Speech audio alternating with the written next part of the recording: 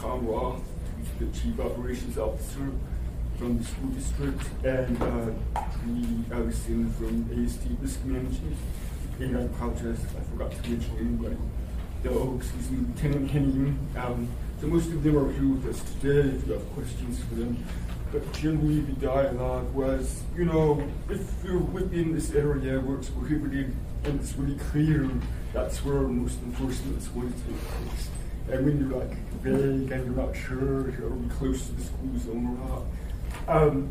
And that's maybe where law enforcement officers' discretion say it's clear, yeah, you have justification, a reasonable basis to charge a violation to do it.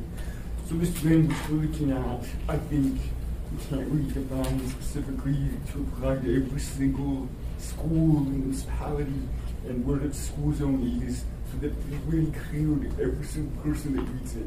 Instead, I think we have to have a little trust in our law enforcement officers, you know, to apply rule reasonableness and this language and this group that we have, they're all trained and so forth, and they think that this language that we distributed, it's almost identical to what Mr. Dunbar himself tells us, and then it was that we were discussing last on the 7th meeting. It's a little different. I took out words or grounds.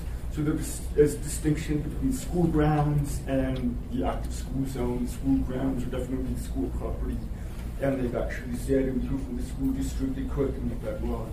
That's really where they see most of this offensive behavioral curing, most of this dangerous behavioral curing is when people drive into the grounds and drop rubbish off or pick them up. And so the team, that group recommends this language, that would be, I guess, the best approach for the issue. I emailed an analysis of this and also some discussion of how we got an appeal. Someone says, no way, I'm not in the zone, and they argue about this specific language in this definition. And the court's doctors, they consider there's the 3 factors. And I emailed you all, I believe you may have gotten it by now. If you haven't read it yet, well, for Tuesday night. The 3 factors are independent. You know, if you look at each one of them, one of them, the factors say, no, this is too big, you know, to get dismissed. And so that's how we present where we are, and what the group recommends, and they're welcome anybody else from that team to add language submission. Okay, thank you so much. Mr. Weddleton. All right, thanks. So, I guess to Dean and Forrest is here. So looking at this at the end, it seems to me it should say on the adjacent streets, which I think we use that phrase elsewhere. And then also, what do you just put a period after that? 25 miles per hour or less on adjacent streets. Because when you add either permanently or due to temporary, that means the same thing. Well, permanently means, what are the other options? Yeah, permanently or due to temporary. May I respond to that? Sure. So I think the second suggestion I think is, I see what you're saying, and if Mr. Gates agrees with it, and the people think that, then I guess I might be open to it.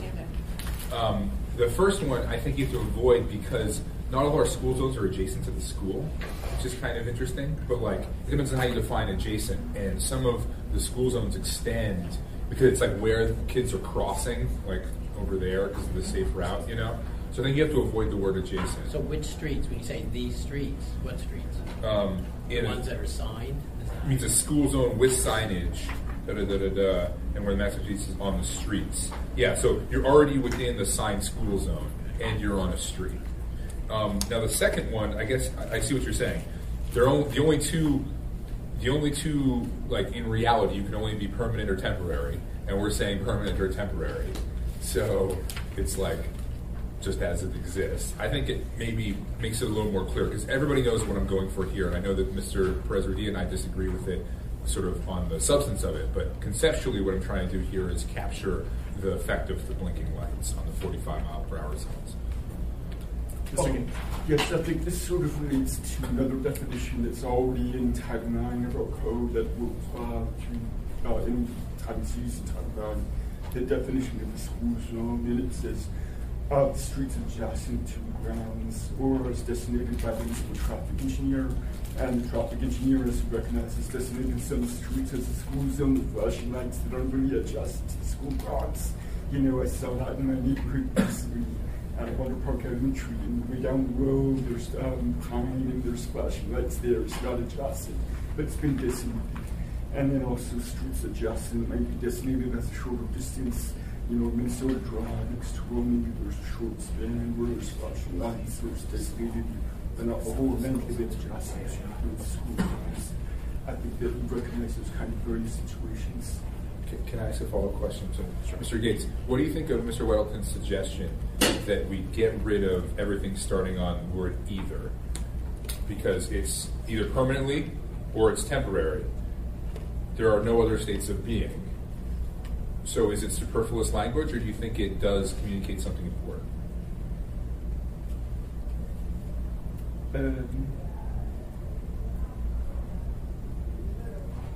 I sort of think that adding temporarily part's important, but I sort of also want to use your lifeline. Maybe we can give it engineer or EPDs. Did you have? Yeah, with regard to this, I think we have to have either permanently, because those are those streets that are 25 miles an hour in the neighborhoods, or due to temporary speed reduction. So I read this, there's your flashing lights in the second half, the other part of your residential streets. I think without one or the other, you lose half of it. I guess I'm confused. Well, I guess, no, so I was when we originally wrote this language, so obviously this helped me conceptualize it, but I think what John is saying is, if you just say, and where the maximum speed is 25 miles per hour or less on the streets, period, then it doesn't matter if it is one of the residential streets, it's always 25 miles or less, or it's one of the ones where it's temporarily been reduced. That's what he's saying. But I think, if I was going to litigate this, I guess, I would say the maximum speed on out in front of is 45. And that's why I think we have to say or is temporarily reduced. So we're very clear on our intent. Yeah. Is there a better lawyer or a more informed person that could settle some of this for us? I'm not a lawyer. But he did say it at Holiday Inn Express last night. the only word that's superfluous is the word because permanently or due to a temporary reduction. There's one word in there that it's just kind of filler word. But without the word either, and you still leave permanently or due to temporary speed reduction, you actually capture both and you're more concise. And so, but it's not much of a difference there. Mr. Presberdino. Do all school zones have signs? No. Yes. If it has been designated as a school zone, then yes, it is signed. So all school zones have signage saying you're in a school zone. Or whether school's in session or not, you know you're in a school zone. Right. Public schools, Yeah. Okay. Even some non-public schools. Right? So there's notification to anybody driving in a school zone that you're in a school zone. Is that correct? Okay. All right. So that helps me.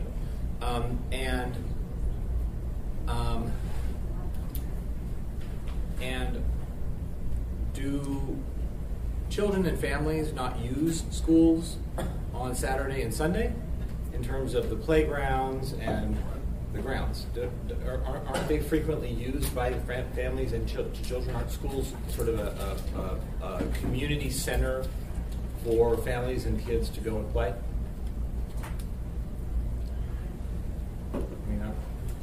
I say yes. Okay. So that's what I'm struggling with here, and the if we have notified the driver that you are in a school zone, and it doesn't say during the winter or during the summer or during spring break or so that's what I'm struggling with here. I'm struggling with I realize that what you're trying to do is give proper notification.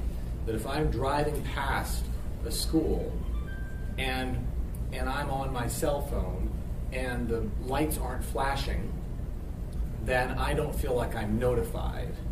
But there's signs saying you're in a school zone. And so my argument is that I'm not sure why we would do Monday through Friday, because I mean lots of schools during the summer that doesn't make any sense at all. What, you know? So that's where my argument is. And my argument is that if we're going to do it, why not just create define a school zone as the way that they're defined, as notified areas where there's a high chance that children are going to be there, and make holding your cell phone and talking on it not allowed. So that was my argument.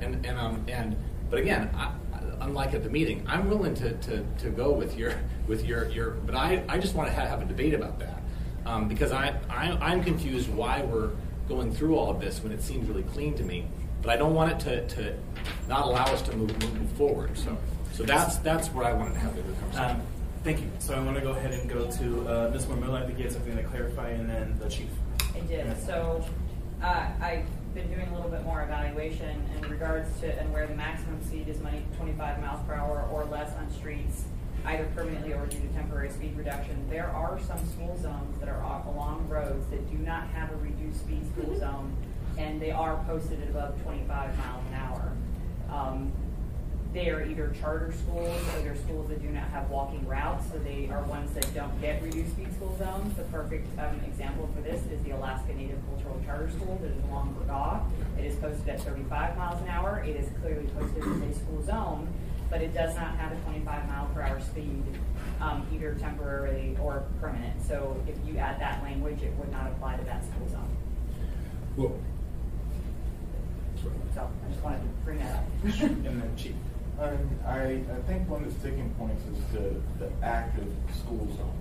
So we're unable to ban using your cell phone in a school zone at all periods of time. It has to be when the school zone is active, and there's many different interpretations of what active means. So I think this has all been an effort to define what active is, and far be it from a perfect definition. I think everyone's come to an agreement that, you know, what the language we have right now best encapsulates what an active school zone would be. Because otherwise we have some very wide-ranging opinions on what active is. When we met with ASD, they pointed out to us that school grounds are open until 11 p.m. Whereas we said school zone is active till 9 p.m. But their interpretation is the school grounds are open until 11, so there could be kids playing and so forth there. So I think this is a good compromise, but it's far from perfect. Right. And just to follow up, my argument, and right or wrong, is that yeah, it's not active after 9 p.m. I wouldn't say that that's it's very rare.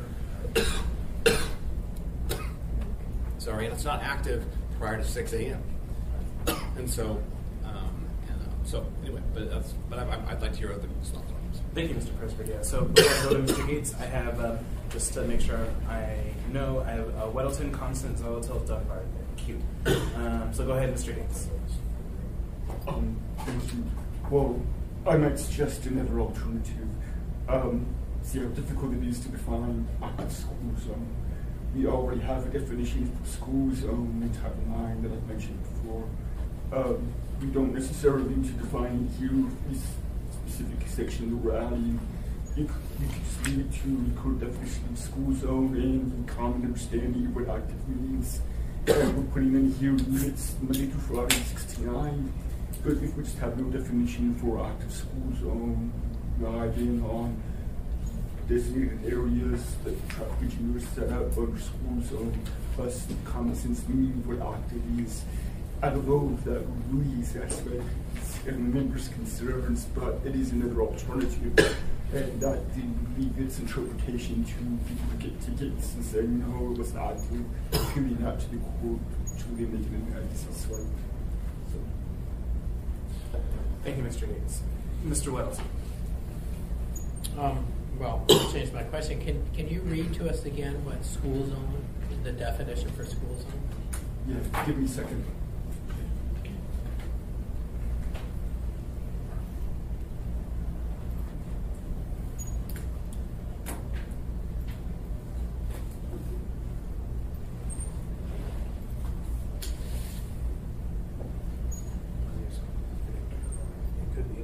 Sure. Mr. Constant, while you're getting that.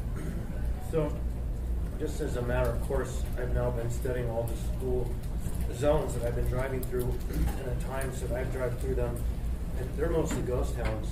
In a very urban neighborhood where I live, they're mostly ghost towns in the evening after a certain time of day. And so, you know, they're not active in the sense of how people are using them. They're active in people's minds because there's the potential that there might be people there, children there. But that actually gets to the idea of the outright ban citywide, because there are children in all of our parks, there are children everywhere. And so I think it's important for us to define active, not just to default to the common sense understanding, because I believe that each of us has a slightly different definition of what a common sense understanding of active means. From a law enforcement perspective, that becomes lunacy and impossible. It becomes another tool in the books they'll never use, because they'll be like, well, we don't know. Or they'll just shoot it all the time and be meaningless in that one too, because the courts will just say no. Thank you, Mr. Robinson. Go I ahead, have the Mr. Gates. definition. If I could respond to that briefly, though, I mean, you're right, exactly defining active in the exact situation. We're going to find a bunch of gray areas where people disagree. I think we'll also find areas where, well, clearly it's active. You've got children all over the place. So that's really, I think, where these safety concerns are truly that this is trying to address. Well, that said, I have the definition for school zone. And that says school zone means that territory, including streets adjacent to a public or private school or school grounds, or in the other areas so designated by the traffic engineer.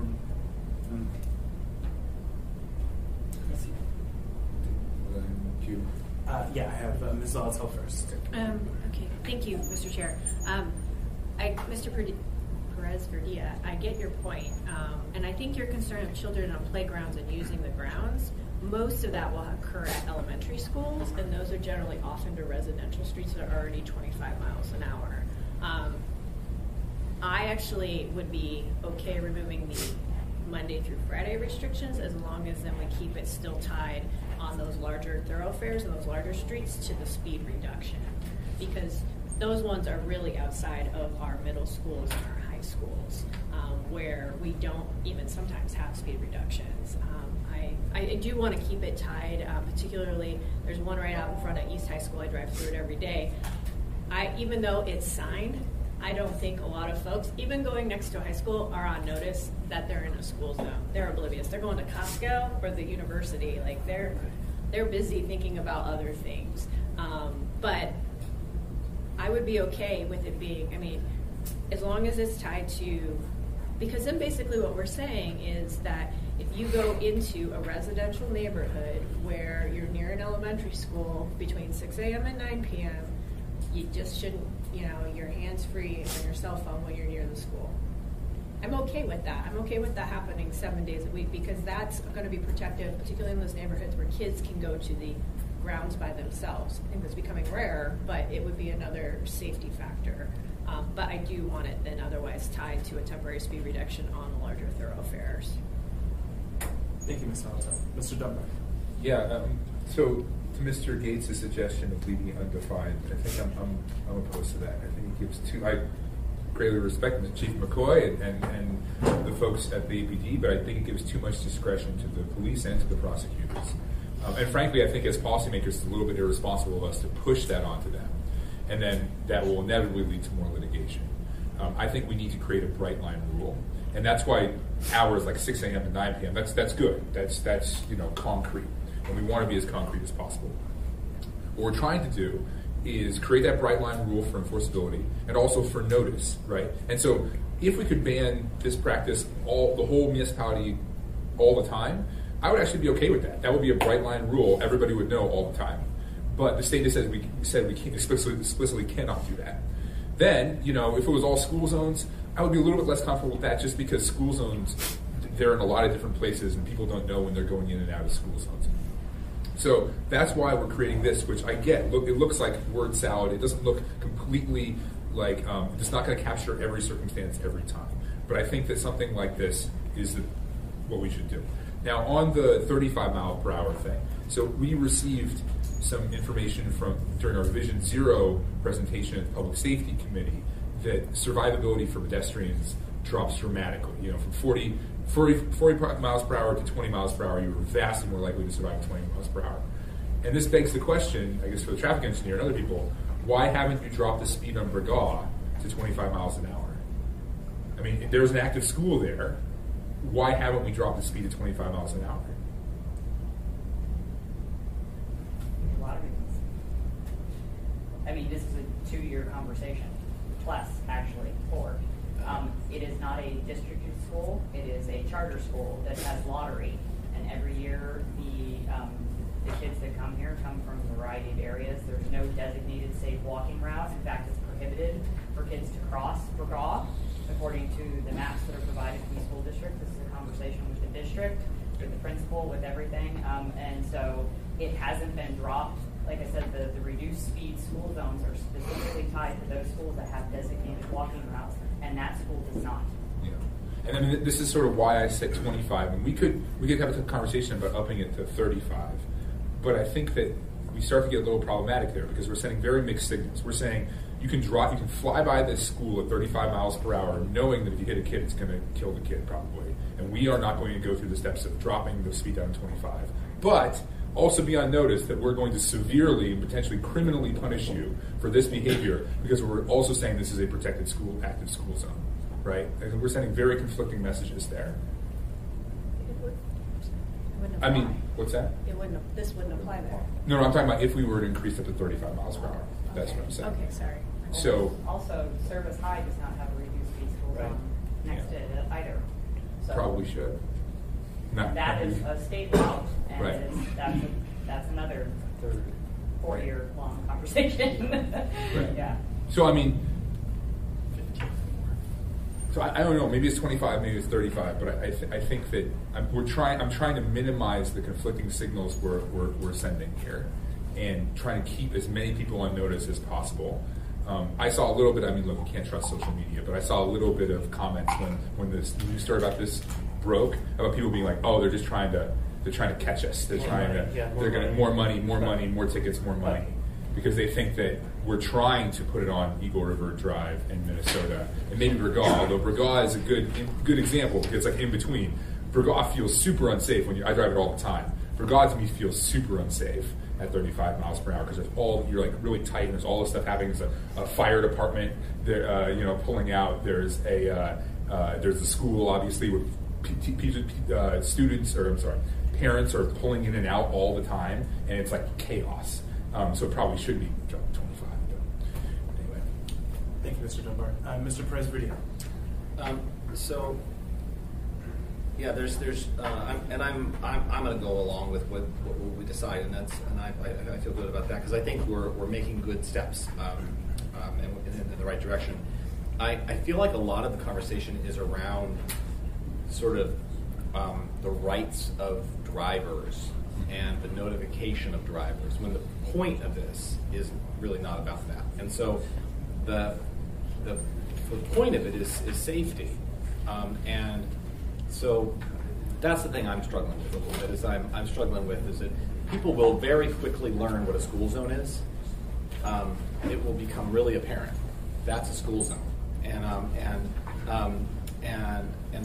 so that's what I'm struggling with, and as opposed to it's an active school zone during this time, during this day, when at this speed, because it's not even when the lights are flashing, right? It's even if it's just a 25 mile an hour, it's still an active school zone, even though the lights aren't flashing.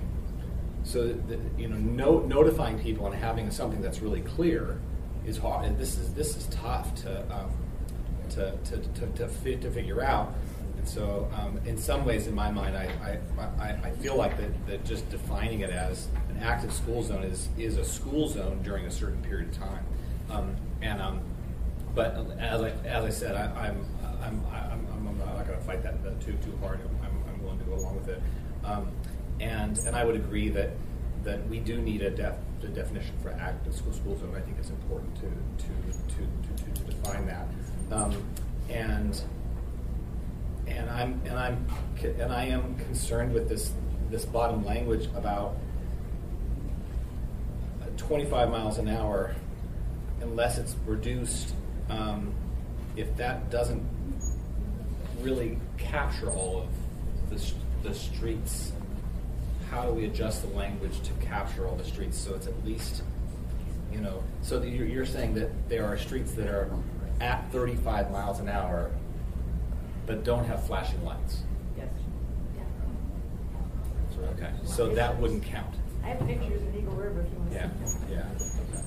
All right. And so anyway, and I'll stop. My whole point is I think that we need to just make sure we're having a balanced conversation of, yes, we need to be thinking about drivers and about their rights and about notification and all of these things. But the point of it is we're trying to create, it's really unsafe to be talking on the phone and driving in particular areas, and that's what we're trying to do. So, yeah. Thank you, Mr. Presbyter. So I have Weddleton, Sherwood, Kennedy, Dunbar. Mr. Weddleton. My starting point on this is I think it's really stupid to talk on your phone while you're driving. But looking at this, I think where we are now, I fine-tune the wording, but I think the average public will have a takeaway from the message. You see a school, hang up. Don't talk on your cell phone near a school. And this hours and all that, the message will be fairly clear. They won't know this jargon, and they won't know, the section of code. Near a school, stop talking. And we've got ourselves 99% of the way there. And the real problem is when it's active, you're picking up kids, dropping them off, that's where the problem is. It's really intense then. That's the tool we need. Yeah. So a lot of what we're talking about now is the other 0.1% where there might be a problem. So we go here, the message is, if you see a school, quit talking. And it's very clear in the morning, and pick up. I think where we are covered what we need to cover. Thank you, Mr. Whittleton. Mr. Sherwood, I'll let you take a few minutes. Thank you. I might have mentioned this, I can't remember, but it just goes towards everybody feeling better about the definition we're struggling with. That there's only 4 states that have a school-only handheld cell ban: Arkansas, Louisiana, Tennessee, and Texas. And I looked at the definitions of all of them for active school zone, thinking it'd be a great revelation that would make our job easy. I didn't even copy them because they are so bad. We are way ahead of them. One of them said, when passing a school. And I thought, as a former prosecutor, boy, is that helpful. And I think another one said, flashing school zones, which means I guess that state has enough money to put them at every single school. So seriously, it's not perfect, and we've talked about this, but it is much better than the way the others. There's 18 states that have a total ban for everybody, and then there's 38 that have a 121 ban, which we can't do either of those because we don't have the authority from the state. But anyway, hopefully that helps the struggle feel a little better. Thank you, Mr. Sherwood. Ms. Kennedy. Thank you, Mr. Chairman. I think for me that this has gotten pretty convoluted, and I think it's probably going to be an enforcement nightmare. But I want to just point out that we're not talking about prohibiting use of cell phones. We're talking about prohibiting holding one, and that's a very different thing. And I know we could probably say, let's ban, holding a soda can or whatever, lighting a cigarette, putting a CD in, getting the baby's pacifier off of the backseat floor. There's all kinds of things that are distractions, even in that tiny window of going 20 or 25 miles an hour. I think for me, I'm really struggling with whether or not this is even really useful in any way. And I certainly understand the idea that there are people that are distracted, but they're distracted by a lot of things. And we're not telling people they can't talk on their cell phone. We're just saying, put it on speaker or put it on the seat next to you, or use your Bluetooth, hands-free, whatever. And for me, and this just became so apparent last week, I was driving down Minnesota, came to the school zone, where Romig Junior High is, and the lights are flashing, and I was at the traffic light, so I pull up to the flashing lights right after that, and I go 20 miles an hour, and both cars on both sides of me just went flying by like there's nothing going on there. I mean, nothing. And either they really just didn't see it, or they just don't care. But either way, our bigger issue is going to be exactly that. The people who didn't see it because, they've been down this road 1,000 times. They don't pay attention to the signs anymore. And now there's no new signage. There's nothing that says, oh, by the way, this is now a hands-free only cell phone zone. We're not going to do that, I don't think. I don't think we're talking about funding for that. I'm seeing a head shake. But anyway, I think our bigger issue, and I think what the police probably have a bigger job to do, is just keeping people to just obey the speed signs. I mean, if we could do that, we'd be miles ahead of things. And that, I think, is a whole lot easier for the police to be able to pay attention to. But anyway, I don't necessarily oppose the trying to define this a little bit better, but it's still it's gotten so convoluted that it really is hard to make sense of where the real benefit is in this. Thank you. Thank you, Ms. Kent. Mr. Dunbar. Yeah, I think it looks convoluted because of our drafting style. I think once it's actually boiled down, as Mr. Weldon said, it'll capture almost every active moment of the day around the schools. I think it actually will be pretty easy to enforce. It will be in the signed zones from 6 a.m. to 9 p.m. And what I was going to say is, as one of the authors of the amendment, Ms. Zolotz will have to agree with me, I'm willing to take out the Monday through Friday and then take out the either. And I think we're there. There's a question about the 25 or 35. Ms. Romello, so I think Baxter actually is 35 with flashers that drop it to 20. Is that? The segment. So just as another kind of wrinkle to this, if we set it at 35, then people on Baxter Road or Campbell Airstrip Road would still be in a school zone even when the flashers aren't going. Is that right?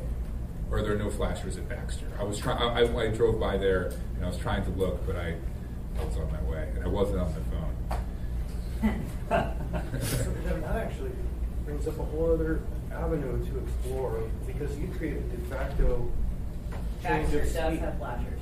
Baxter does have flashers. So, and it's 35 miles an hour. I believe so. Dropping to 25, and so this Dropping would to 20. dropping to 20. Right. So this to me is an argument to keep it at 25, because what that says is it's the same notice as on Minnesota, as on Eagle River. It's if you keep it at 25, and then Baxter is captured because it's only when the flashers are going. And then the charter schools, unfortunately at this point, charter schools are in all kinds of crazy places. I mean, we have one in East Anchorage that you wouldn't even know is there, like inside Wayland Baptist School University, right next to Muldoon, with no flashers, right? So, yeah. If they do have, and I wanted to follow up, one of the things about designating a school zone, and you say we're sending mixed messages, and well, I get that, but we still designate the school zone because if somebody is speeding in that area, it is increased fines associated with that, so it will be a bigger sting, and it is the recognition that if you're in a school zone, you should be complying with the speed, especially. I'd like to think that people comply everywhere. I wish I wouldn't have a job if people did that. But there are increased fines and I believe increased points as well associated with designating as a school zone. So I mean, there's a specific intent with designating them, even if we're not reducing the speed. Thank you, Mr. Dunbar.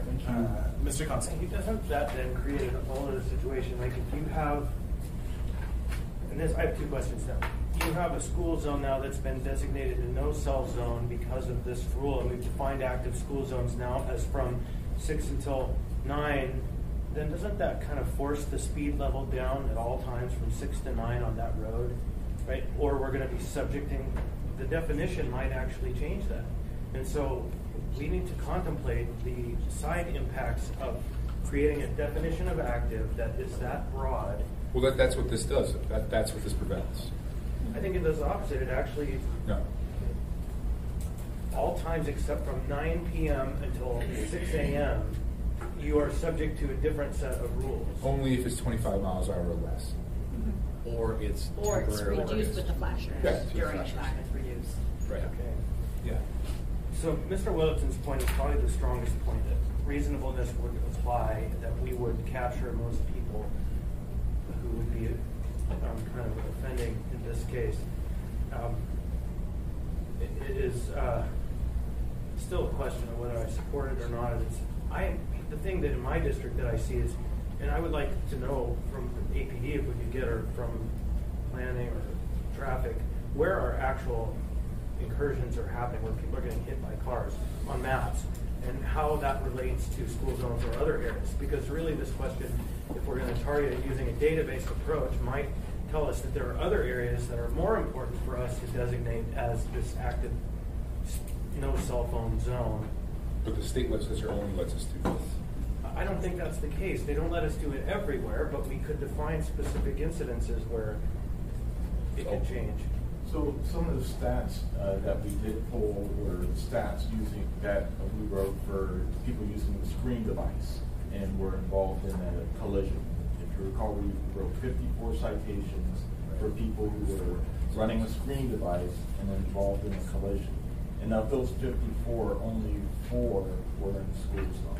And so the other side of that question, though, is then were there areas that were high incursion areas, high incident areas that raise the question of maybe those are areas we need to look at more closely, so we target the safety towards the problem instead of the feel good, right? And so I just wonder if there's another layer to this conversation that we need to contemplate, right? Because if the actual impacts, I mean, I can tell you 2 or 3 of them that have happened fatal, you know, that are recent, and you know, I just wonder if we can be more focused. Thank you, Mr. Constant. So I have Mr. Gates, Mr. Perez-Verdillo, and Mr. Welton. Yes, like Mr. Sherwood or here, I just wanted to just feel better about this whole thing. I think we've come a long way with this ordinance. We're here up just this last definition. We went further than the city of Sultana. The city of Sultana had an ordinance before them for 2 meetings, tried to do the same thing, implementing state bill, HB3. And they failed and they just dropped their ordinance. So No. We should feel better. We've come in more than they have. Maybe. Yeah. Thank you, Mr. Gates. Mr. Perez-Verdillo. Yeah, I wanted to say that I think this is really, really important. I think that that there's a reason why there's increased fines in school zones. There's a reason why this is not a feel good from my perspective. This is really important to be thinking about. With the increased use of cell phones and the increased use of holding cell phones while you're driving or texting while you're driving, I think it's imperative that we protect these areas. And so I think this is, I mean, the debate is, from my perspective, over some language and some, tweaking. I would be very sad if this didn't go through, because I think it's really important. And I would say that I think that that the rationale to not do it, either because people don't follow the rules anyway, or the rationale that we need to sort of look at other high use areas that's true. We do need to look at that data. We need to look at that and find out where that's going on. I drive down that Minnesota road every single day. That's where I drive my kids to school. And 99.9% of the people slow down to 20 miles an hour. I've rarely seen anybody. I think we're creating a culture where that's, and there's huge fines if you don't. But the concern I have, having spent a lot of time at my kids' school, is you see people going through school areas texting on their phones. And the crossing guards, every one of them will tell you, they are waving their arms and they're waving their signs, and people are like this, going right through there. And so that's the thing that really worries me, is people texting and holding their phones. So I think this is very important. I appreciate the debate, and I hope that we are able to put this through. Thank you, Mr. President. Mr. Welton. A couple of points. I think on Mr. Constant's points, we're only allowed to do the House bill set active school zones. So even if there are other hotspots, we're not allowed to do this there. That's pretty clear guidance there. But I think it was also when you're asking, well, show us where these hotspots are, where the accidents are. It is really, I think as Cameron says, it's a whole lot more than that. It's me and my kids waiting for 5 minutes at a crosswalk because the cars won't stop going through it. This is on Rock Ridge. 18-foot wide road, hillside roads, and they won't stop. And they are distracted by many things, but there is something special about talking on your phone. The studies have shown it, and you and I, and all of us have seen it. People on there, they're driving through those things because when you're on that phone, this is your gaze, not this. And it's just something, I don't think I've ever heard it explained, but the studies show it. There's something particularly different about being talking on a phone, even compared to talking to someone next to you. And I don't know why that is, but I see it, and studies have shown it. But it's not just, if we just measure accidents and say, oh, there weren't many. It's the behavior, and I can't cross the street with my kids. It's nuts. Thank you, Mr. Weddleton. Ms. Kennedy. Thank you. Well, again, we're not stopping them from talking on their phone. We're just stopping them from holding. Going as far as we're allowed. And my understanding is that texting is included in that idea of using a screen device. It's already illegal. Yep. Okay, so how does that give the police any more ability to give a ticket if it's focusing on a school zone versus any place else? How much more authority then or permission for writing a ticket do the police have, because now it's specifying that you can't use your screen device in a school zone? That's where I'm looking at. How are we really making this problem any better? Because the police already have a law that says you can't text while you're driving. You can't watch your YouTube video. I think there's even concerns about whether or not you're using your map app on it's a difference if it's your screen on your dashboard. But if you're using your maps on your iPhone, you're still using a screen device, which would be ticketable. So that's where I struggle with. How does not holding the cell phone basically give police, well, obviously if you're holding the cell phone, police could see that, but you're talking on your phone. So we're not banning talking on the phone, we're banning looking at the phone. Or we're trying to add to that because it's already banned, it's already prohibited. Right? Am I missing something? So one of the provisions, exception from the screen device ordinance, is for mapping and navigation tools. Oh. Those can be used in the screen device ordinance. So this would prevent that. Oh, really? Right. So if someone's holding it, we would write the citation under this cell phone ordinance that's proposed versus our inability to do it under the state of it. Okay. But otherwise, if you see somebody anywhere, you can stop them and say, okay, are you watching a video or are you looking at your map app? Right. Okay. Already. You already have that authority. Thank you, Ms. Kennedy. So we're going to do 2 more comments, and then I think we're not really debating language anymore, so anything else, we'll just talk about it on the floor on Tuesday. Mr. Dunbar. It's funny. I forgot. It's been a while. We've had so much other discussion since then. Okay. Thank you. Mr. Constant. I think, Ms. Kennedy, you came right exactly to the point that if you have it in your hand in a school zone, you're subject to penalty, and APD can swear to that if they see it. That's legally evidence. And so that does provide them with an additional tool, one way or the other, if you like it or not. And so that is clearly the effect of this. Although it may be litigated, I wasn't talking on my phone, I was just holding my phone. And so it depends on who you have as a judge, how that will go. But because they're not going to be getting search warrants to go to your phone records to see if you were, it's just never going to happen for a $50 ticket or a $200 ticket. So I think you hit right on it. The tool that this gives them is if they see a phone in your hand and you're in a school zone, they got you if they want you. But they already do. No, because if you can't be using your map or right now, you can have it in your hand. That standard isn't there. Thank you, Mr. Constant. Mr. Dunbar. This is the last point. I hope we pass this on Tuesday with some version of that amendment we just described. And once that happens, I actually think it'll get some news coverage. We already saw with the proposal it got some news coverage. And I think a lot of people actually will be on notice, and it will get us closer to changing the behavior, as Mr. Weddleton was saying.